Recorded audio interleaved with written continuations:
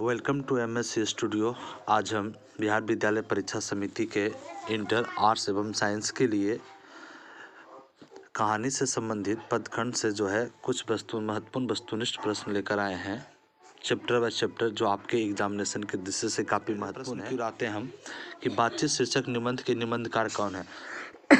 तो याद रखिएगा, बातचीत शीर्षक निबंध के निबंधकार बालकृष्ण भट्ट है। ऑप्शन ए सही हो जाएगा। दूसरा की बात करें कि बालकृष्ण भट्ट किस युग के कवि थे। बालकृष्ण भट्ट किस युग के कवि थे, तो ये भी याद रखेगा कि भारतेंदु युग के, मतलब बालकृष्ण भट्ट भारतेंदु युग के कवि थे। तीसरे प्रश्न की ओर आते हैं। हमारा जो तीसरा प्रश्न है, 100 अजान एक सुजान उपन्यास के लेखक कौन है। तो 100 अजान एक सुजान उपन्यास के लेखक बालकृष्ण भट्ट। याद रखिएगा, 100 अजान एक सुजान एक उपन्यास है ना। आगे आते हैं, आर्ट ऑफ कन्वर्सेशन कहाँ के लोगों में सर्वाधिक प्रचलित था। याद रखिएगा, यूरोप के लोगों में काफ़ी प्रचलित था। तो आर्ट ऑफ कन्वर्सेशन क्या है कि यूरोप के लोगों को बातचीत करने के कला को आर्ट ऑफ कन्वर्सेशन कहते हैं। इसमें शब्दों को सजाकर रखा जाता है या बोला जाता है। 5 नंबर प्रश्न की ओर आते हैं। 5 नंबर जो हमारा प्रश्न है कि बालकृष्ण भट्ट ने किस पत्रिका का संपादन किया। देखिए, बालकृष्ण भट्ट ने किस पत्रिका का संपादन किया, तो हिंदी प्रदीप पत्रिका का प्रकाशन किया। यहाँ पर जो 100 अजान एक सुजान है, यह भी बालकृष्ण भट्ट के द्वारा लिखा गया, लेकिन यह उपन्यास है। यह क्या है? उपन्यास है। 6 नंबर प्रश्न की ओर आते हैं। 6 नंबर जो हमारा प्रश्न है, बातचीत के माध्यम से बालकृष्ण भट्ट क्या बताना चाहते हैं। तो याद रखिएगा, बातचीत के माध्यम से बालकृष्ण भट्ट बातचीत की शैली बताना चाहते हैं। ऑप्शन ए सही हो जाएगा। 7 नंबर प्रश्न की ओर आते हैं। निम्नलिखित में से बालकृष्ण भट्ट का निवास स्थान कहाँ। याद रखिएगा, बालकृष्ण भट्ट इलाहाबाद के उत्तर प्रदेश के रहने वाले थे। अर्थात बालकृष्ण भट्ट का जन्म उत्तर प्रदेश के इलाहाबाद में हुआ था। ऑप्शन ए सही हो जाएगा। 8 नंबर प्रश्न की ओर आते हैं। हमारा जो 8 नंबर प्रश्न है कि बालकृष्ण भट्ट एंट्रेंस की परीक्षा कब उत्तीर्ण किए थे। बालकृष्ण भट्ट एंट्रेंस की परीक्षा कब उत्तीर्ण किए थे। याद रखिएगा, 1867 ईस्वी में एंट्रेंस की परीक्षा उत्तीर्ण किए थे। बालकृष्ण भट्ट द्वारा कौन सा उपन्यास रचित है, कौन सा उपन्यास लिखा गया था। तो याद रखिएगा, हमारी घड़ी, 100 अजान एक सुजान और उपन्यास आपके बुक में भी होगा, वहाँ से देख लीजिएगा। मतलब हमारी घड़ी एक उपन्यास है जो बालकृष्ण भट्ट के द्वारा लिखा गया था। 10 नंबर प्रश्न की ओर आते हैं। हमारा जो 10 नंबर प्रश्न है, बालकृष्ण भट्ट के पिता का नाम क्या था। तो याद रखिएगा, बालकृष्ण भट्ट के पिताजी का जो नाम था बेनी प्रसाद भट्ट। ध्यान रखिएगा, बालकृष्ण भट्ट जी ने हिंदी प्रदीप का संचालन कितने वर्ष तक किया। तो 33 वर्ष तक। ध्यान रखिएगा, बालकृष्ण भट्ट जी ने हिंदी प्रदीप का संचालन कितने वर्षों तक किया। 33 वर्षों तक। ऑप्शन सी सही हो जाएगा। 12 नंबर प्रश्न की ओर आते हैं। बालकृष्ण भट्ट का जन्म कब हुआ था। याद रखिएगा, बालकृष्ण भट्ट का जन्म 23 जून 1844 ईस्वी को हुआ था। कब हुआ था? 23 जून 1844 ईस्वी को हुआ था। ऑप्शन ए सही हो जाएगा। आगे आते हैं कि 13 नंबर प्रश्न की ओर, बालकृष्ण भट्ट की मृत्यु कब हुई थी। याद रखिएगा, बालकृष्ण भट्ट की मृत्यु 20 जुलाई 1914 ईस्वी को हुआ। कब हुआ? 20 जुलाई 1914 ईस्वी को बालकृष्ण भट्ट की मृत्यु हुई। ऑप्शन ए सही हो जाएगा। 14 नंबर प्रश्न की ओर आते हैं। बालकृष्ण भट्ट की माँ का क्या नाम था। बालकृष्ण भट्ट की माँ का क्या नाम था। याद रखिएगा, बालकृष्ण भट्ट के माँ का जो नाम था पार्वती देवी। क्या था? पार्वती देवी। 15 नंबर प्रश्न है, बातचीत के जरिए भाप बनकर क्या बाहर निकलता है। तो याद रखिएगा, मवाद और धुआं। क्या निकलता है? मवाद और धुआं। बातचीत के जरिए भाप बनकर क्या बाहर निकलता है। मवाद और धुआं। ऑप्शन सी सही हो जाएगा। 16 नंबर प्रश्न की ओर आते हैं। हमारा 16 नंबर प्रश्न है, बालकृष्ण भट्ट जी ने किस शब्दकोश का संपादन किया था। याद रखिएगा, हिंदी शब्दकोश। कौन सा?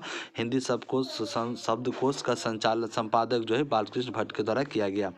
अगला है, मनुष्य में डोट ना होती तो हम नहीं जानते कि इस गूंगी सृष्टि को क्या होता है। कह रहा है कि यदि मनुष्य में वाक शक्ति नहीं होता तो हमें पता नहीं चलता है कि इस गूंगी सृष्टि को क्या होता। ऑप्शन ए सही हो जाएगा। 18 नंबर प्रश्न की ओर आते हैं कि असल बातचीत सिर्फ 2 व्यक्तियों के बीच हो सकती है। यह कथन किसने कहा। याद रखिए, एडिसन ने कहा कि असल बातचीत 2 व्यक्तियों के बीच हो सकती है, लेकिन इस बातचीत के बीच जैसे ही तीसरा व्यक्ति प्रवेश करता है तो यह बात को सौ दूर चली जाती है ना। आते हैं 19 नंबर प्रश्न की ओर, बातचीत करने के हुनर किसके पास है। तो याद रखिए, यूरोप के लोगों के पास। किसके पास? यूरोप के लोगों के पास। बातचीत मनुष्य बोलता नहीं तब तक उसका डोट प्रकट नहीं होता है। क्या प्रकट नहीं? गुण दोष, है ना। सच है कि जब तक मनुष्य बोलता नहीं तब तक उसका गुण दोष प्रकट नहीं होता है। ऑप्शन सी सही हो जाएगा। और एक बालकृष्ण भट्ट बातचीत के लास्ट प्रश्न है, रॉबिन्सन क्रूसो कितने वर्ष तक मनुष्य का मुख नहीं देखा। हमने तो कि रॉबिन्स क्रूसो कितने वर्ष तक मनुष्य का मुख नहीं देखा, तो याद रखिएगा 16 वर्ष तक। कितने वर्ष तक? 16 वर्ष तक मनुष्य का मुंह नहीं देखा। अगले प्रश्न की ओर आते हैं। अब शुरू करते हैं कहानी 2। दूसरा लेसन में है उसने कहा था कहानी, जिसके लेखक है चंद्रधर शर्मा गुलेरी जी। यहाँ अभी तक जो लेसन 1 का था, अब लेसन 2 शुरू किया। उसने कहा था कहानी के लेखक जो है चंद्रधर शर्मा गुलेरी। इसका पहले प्रश्न की ओर आते हैं। उसने कहा था कहानी के लेखक कौन थे? आप लोग को याद होगा, उसने कहा था कहानी के लेखक जो चंद्रधर शर्मा गुलेरी जी है। दूसरा है हिंदी की पहली श्रेष्ठ कहानी कौन सी है? तो याद रखिएगा हिंदी का सबसे पहली श्रेष्ठ कहानी कौन सा है? उसने कहा था, ऑप्शन बी सही हो जाएगा। 3 नंबर प्रश्न की ओर आते हैं कि 3 नंबर गद्य का विकास किस काल में हुआ? गद्य का विकास किस काल हुआ था? याद रखिए गद्य का विकास जो आधुनिक काल में हुआ था। किस काल में हुआ था? आधुनिक काल में हुआ था। उसने कहा था कहानी को किस वर्ष लिखी गई थी? याद रखिएगा उसने कहा था कहानी को 1915 ईस्वी में लिखी गई थी। कब लिखी गई थी? 1915 ईस्वी में लिखी गई थी, ध्यान रखिएगा। आते हैं 5 नंबर प्रश्न की ओर। हमारा जो 5 नंबर प्रश्न है कि कीरत सिंह कौन था? कीरत सिंह कौन था? याद रखिएगा लहना सिंह का भतीजा। कौन था? किरात सिंह कौन था? लहना सिंह का भतीजा, ध्यान रखिएगा। अगला आता है उसने कहा था कैसी कहानी है? तो याद रखिएगा फ्लैशबैक स्टाइल। कौन सा है? फ्लैशबैक स्टाइल, ध्यान रखिएगा। 7 नंबर प्रश्न की ओर आते हैं। हमारा जो 7 नंबर प्रश्न है कि चंद्रधर गुलेरी जी की कहानी कौन सी है? तो चंद्रधर शर्मा गुलेरी जी के द्वारा कौन सी कहानी लिखी गई थी? उसने कहा था। कौन सी कहानी लिखी गई थी? उसने कहा था। आते हैं 8 नंबर प्रश्न की ओर। हमारा जो 8 नंबर प्रश्न है कि किस कहानी को किसी कहानी को कौन महान बनाता है? तो याद रखिएगा किसी कहानी को कहानी का उद्देश्य महान बनाता है। कौन बनाता है? कहानी का उद्देश्य। 9 नंबर प्रश्न की ओर आते हैं। हमारा 9 नंबर प्रश्न है चंद्रधर शर्मा गुलेरी किस युग के कवि थे? याद रखिएगा चंद्रधर शर्मा गुलेरी जो थे वह प्रेमचंद युग के कवि थे, ऑप्शन है सही हो जाएगा। आते हैं 10 नंबर प्रश्न की ओर। उसने कहा था कहानी को कितने भागों में बांटा गया? तो याद रखिएगा उसने कहा था कहानी को 5 भागों में बांटा गया। कितने भागों में? 5 भागों में बांटा गया था। 11 नंबर हमारा प्रश्न है पाठ में किस महीने का नाम आया? पाठ में किस महीने का याद नाम आया? तो याद रखिएगा पाठ में कार्तिक महीने का नाम आया, ऑप्शन है सही हो जाएगा। 12 नंबर प्रश्न पलटन का विदूषक कौन था? पलटन का विदूषक कौन था? तो याद रखिएगा पलटन का विदूषक कौन था? वजीरा सिंह, ऑप्शन बी सही हो जाएगा। आते हैं 13 नंबर प्रश्न चंद्रधर शर्मा गुलेरी जी का जन्म कब हुआ? तो याद रखिएगा चंद्रधर शर्मा गुलेरी जी का जन्म 1883 ईस्वी में हुआ था। 14 नंबर प्रश्न की ओर आते हैं चंद्रधर शर्मा गुलेरी की वृत्ति क्या है? तो अध्यापन। क्या है? अध्यापन, ऑप्शन सी सही हो जाएगा। आते हैं 15 नंबर प्रश्न की ओर। 15 नंबर प्रश्न है गुरु जी ने किस पत्रिका का संपादन किया था? मतलब चंद्रधर शर्मा गुलेरी जी चंद्रधर शर्मा गुलेरी जी ने किस पत्रिका का संपादन किया था? उसका पत्रिका का नाम जो था समालोचक। क्या था? समालोचक, ऑप्शन सी सही हो जाएगा। 16 नंबर प्रश्न की ओर आते हैं काशी नगरी पत्रिका के गुलेरी जी ने क्या कहा? काशी नगरी पत्रिका को चंद्रधर शर्मा गुलेरी जी ने क्या कहा? तो क्या कहा? संपादक। क्या है? संपादक थे। काशी नगरी पत्रिका के गुलेरी जी क्या थे? तो भाई संपादक थे। आते हैं 17 नंबर प्रश्न की ओर। 17 नंबर प्रश्न है कुछ दूर जाकर लड़के ने पूछा तेरी डोट डोट हो गई? क्या पूछा था? कुरमाई। क्या पूछा था? कुछ दूर जाकर लड़के ने पूछा था तेरी कुरमाई हो गई, ऑप्शन बी सही हो जाएगा। 18 नंबर प्रश्न की ओर आते हैं लड़का। 18 नंबर प्रश्न जो है हमारा लड़का और लड़की में भेंट कहाँ हुई? तो चौक में। कहाँ पे हुई? भेंट कहाँ हुई? इसलिए हम मिस्टेक हुई देखो भेंट होना चाहिए, तो होना चाहिए। लड़का और लड़की में भेंट कहाँ हुई थी? चौक में हुई थी। 18 नंबर। आते हैं 19 नंबर प्रश्न की ओर। हमारा जो 19 नंबर प्रश्न है कि लहना सिंह किस देश की ओर से युद्ध लड़ रहा था? लहना सिंह किस देश की ओर से युद्ध लड़ रहा था? तो याद रखिएगा इंग्लैंड की ओर से। किस ओर से? इंग्लैंड की ओर से। लहना सिंह का सिर किसके गोद पर था? तो याद रखिए लहना सिंह का सिर जो है वजीरा सिंह के गोद पर था, ऑप्शन बी सही हो जाएगा। आते हैं 21 नंबर प्रश्न की ओर। 21 नंबर जो हमारा प्रश्न है कि लड़की कहाँ रहती थी? लड़की कहाँ रहती थी? याद रखिए अतर सिंह के बैठक में। कहाँ रहती थी? अतर सिंह के बैठक में। और एक लास्ट प्रश्न है नकली लड़ाई के पीछे लहना सिंह कहाँ शिकार हो गया? तो जगाधारी में। कहाँ शिकार हो गया? जगाधारी में। नकली लड़ाई के पीछे लहना सिंह कहाँ शिकार हो गया? जगाधारी में, ऑप्शन ए सही हो जाएगा। अब आते हैं अगला लेसन की ओर। अगला लेसन जो है हमारा संपूर्ण क्रांति, और संपूर्ण क्रांति या संपूर्ण क्रांति के लेखक जो है जयप्रकाश नारायण है ना। इसके पहले प्रश्न की ओर आते हैं। जयप्रकाश जी जब बेलूर अस्पताल जा रहे थे वहाँ वे कहाँ रुके, है ना, तो रुके थे मद्रास में। कहाँ रुके थे? मद्रास में। जयप्रकाश नारायण जी जब बेलूर अस्पताल जा रहे थे तो वह कहाँ रुके थे? मद्रास में रुके थे। ऑप्शन ए सही हो जाएगा। 2 नंबर प्रश्न की ओर आते हैं। 2 नंबर हमारा प्रश्न है संपूर्ण क्रांति का नारा किसने दिया? तो याद रखिएगा संपूर्ण क्रांति का नारा जो है 1974 ईस्वी में जयप्रकाश नारायण दिया। ऑप्शन बी सही हो जाएगा। आगे आते हैं। संपूर्ण क्रांति है क्या है? संपूर्ण क्रांति क्या है? संपूर्ण क्रांति एक भाषण है। ऑप्शन ए सही हो जाएगा।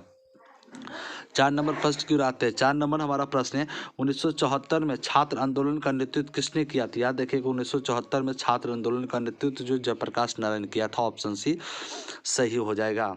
आते हैं अगले प्रश्न की ओर, 5 नंबर प्रश्न की ओर। हमारा जो 5 नंबर प्रश्न है जयप्रकाश नारायण को भारत की जनता किस नाम से जानते हैं? तो याद देखिए जयप्रकाश नारायण को भारत की जनता लोक नायक के नाम से जानते हैं। ऑप्शन सी सही हो जाएगा।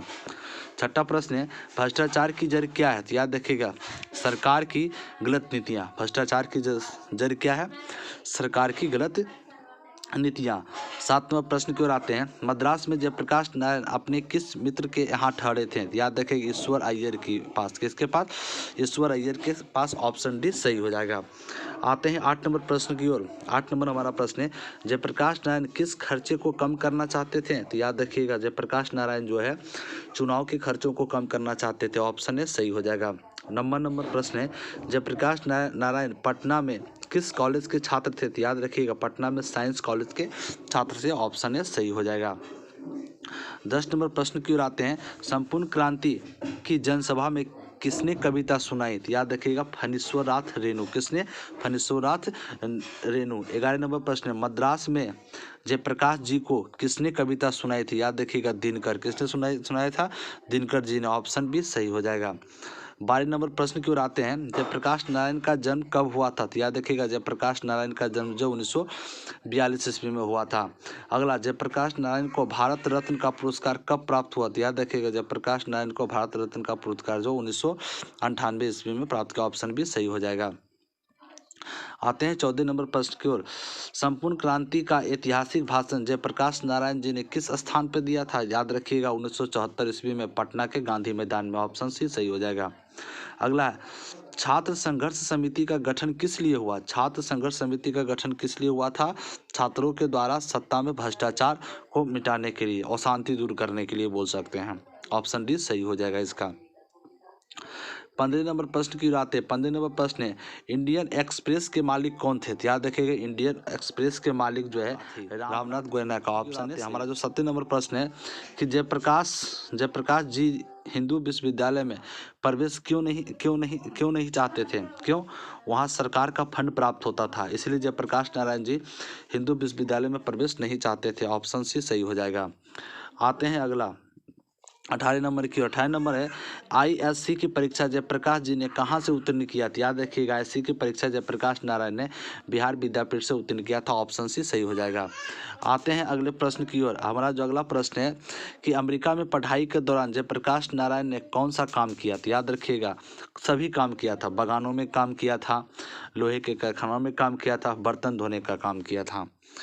20 नंबर प्रश्न की ओर आते हैं। 20 नंबर जो हमारा प्रश्न है कि जयप्रकाश नारायण भ्रष्टाचार के लिए मुख्य जड़ किसे मानते हैं? तो चुनावी खर्चा। भ्रष्टाचार का जो सबसे अधिक है चुनावी खर्चा। यदि चुनावी खर्चों पर नियंत्रण कर दिया जाए तो भ्रष्टाचार रुक जाएगा। ऑप्शन डी सही हो जाएगा। आते हैं अगले प्रश्न की ओर। 21 नंबर प्रश्न की ओर आते हैं। 21 नंबर प्रश्न है ISC पास करने के बाद जयप्रकाश नारायण आगे की पढ़ाई के लिए कहाँ गए थे? तो याद रखिएगा अमेरिका गए थे। कहाँ गए थे? अमेरिका गए थे। 22 नंबर प्रश्न है जयप्रकाश नारायण मार्क्सवादी कब बने थे? याद रखिएगा जयप्रकाश नारायण 1924 ईस्वी में मार्क्सवादी बने थे। ऑप्शन डी सही हो जाएगा। 23 नंबर प्रश्न है लेनिन की मृत्यु कब हुई? तो लेनिन की मृत्यु 1924 ईस्वी में हुई। तो ऑप्शन ए सही हो जाएगा। 24 नंबर प्रश्न है 24 नंबर प्रश्न है कि जयप्रकाश नारायण रचित पाठ का नाम क्या है? तो संपूर्ण क्रांति है। कौन है? संपूर्ण क्रांति। जयप्रकाश नारायण रचित पाठ के नाम क्या है? संपूर्ण क्रांति। 25 नंबर प्रश्न है जयप्रकाश नारायण कहाँ के रहने वाले थे? याद रखिएगा जयप्रकाश नारायण बिहार के रहने वाले थे। कहाँ के रहने वाले थे? बिहार के। 26 नंबर प्रश्न की ओर आते हैं। जवाहरलाल नेहरू को जयप्रकाश नारायण कहाँ करते थे? जवाहरलाल नेहरू को जयप्रकाश नारायण क्या कहा करते थे? भाई कहा करते थे। क्या कहा करते थे? भाई। 27 नंबर, इलाज के लिए जयप्रकाश नारायण कहाँ गए थे? याद रखिएगा, इलाज के लिए जयप्रकाश नारायण बेल्लोर गए थे। कहाँ गए थे? बेल्लोर। ऑप्शन भी सही हो जाएगा। और ये लास्ट प्रश्न है कि जयप्रकाश नारायण की मृत्यु कब हुई? तो याद रखिएगा, जयप्रकाश नारायण की मृत्यु 1979 ईस्वी में हुआ था। ऑप्शन ए सही हो जाएगा। चलते हैं अगले लेसन की ओर। अगला लेसन जो अर्धनारीश्वर मतलब आधा पुरुष आधा नारी, इसके लेखक है रामधारी सिंह दिनकर। इनके फर्स्ट प्रश्न की ओर आते हैं। अर्धनारीश्वर के निबंधकार कौन थे? तो याद रखिएगा, रामधारी सिंह दिनकर थे। कौन थे? रामधारी सिंह दिनकर। दूसरे प्रश्न की ओर आते हैं। दूसरा प्रश्न है, दिनकर किस युग के कवि थे? तो याद रखिएगा, दिनकर जी छायावतर युग के कवि थे। ऑप्शन भी सही हो जाएगा। 3 नंबर प्रश्न की ओर आते हैं। अर्धनारीश्वर किसकी कल्पित रूप है? तो याद रखिएगा, शिव और पार्वती। अर्धनारीश्वर किसकी कल्पित रूप है? शिव और पार्वती। ऑप्शन है सही हो जाएगा। आते हैं 4 नंबर प्रश्न की ओर। पुरुष रूप तो वृक्ष बन गया, पर नारी को उसने बना दिया। क्या बना दिया? लता। क्या बना दिया? लता। पुरुष रूप तो वृक्ष बन गया, पर नारी को क्या बना दिया? लता। ऑप्शन सी सही हो जाएगा। आते हैं 5 नंबर प्रश्न की ओर। कामिनी अपने साथ कैसे शांति लाती है? तो याद रखिएगा, यामिनी जैसी। कैसी? यामिनी जैसी। ऑप्शन सी सही हो जाएगा। 6 नंबर प्रश्न है। 6 नंबर प्रश्न है, पुरुष जब नारी का गुण लेता है तो क्या बन जाता है? तो याद रखिए, पुरुष जब नारी का गुण लेता है तो वो देवता बन जाता है। ऑप्शन डी सही हो जाएगा। आते हैं 7 नंबर प्रश्न की ओर। हमारा जो 7 नंबर प्रश्न है कि नारी जब नर के गुण लेती है तो क्या बन जाती है? तो याद रखिएगा, राक्षसी। क्या बन जाती है? राक्षसी।